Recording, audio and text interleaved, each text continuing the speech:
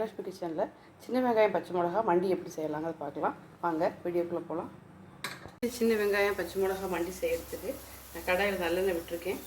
தாளிப்பு கடுகு போட்டுக்கலாம், கொஞ்சமாக வெந்தயம் போட்டுக்கலாம்,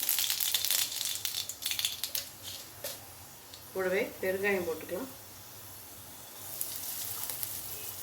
நான் கொஞ்சம் சின்ன வெங்காயம் பூண்டு கட் பண்ணி வச்சுருக்கேன், இதை போட்டுறேன்.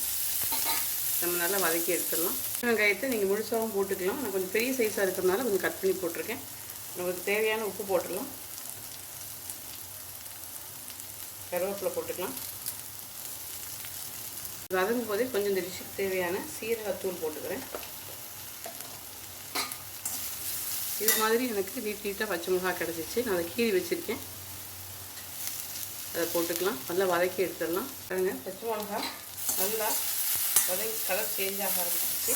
நான் இப்போ அரிசிக்கிழங்கு தண்ணியில் கொஞ்சம் புளி ஊற வச்சுருக்கேன். நான் இப்போ அதை ஊற்றிடுறேன்.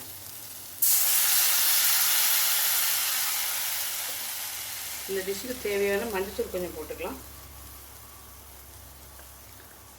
பாருங்கள், நல்லா கொதிச்சு நல்லா தண்ணி சுண்டிட்டு பாருங்கள். இந்த நேரத்தை அடுப்பை ஆஃப் பண்ணிடலாம். நல்லா சுடுசாத்துக்கு போட்டு பிசைஞ்சு சாப்பிட்டிங்கன்னா இந்த கிளைமேட்டுக்கு சூப்பராக இருக்கும். ட்ரை பண்ணி பாருங்கள். இன்னொரு சூப்பரான டிஷ்ஷோடு மீட் பண்ணலாம். மறக்காமல் லைக் பண்ணுங்கள், ஷேர் பண்ணுங்கள், சப்ஸ்கிரைப் பண்ணுங்கள். தேங்க்யூ.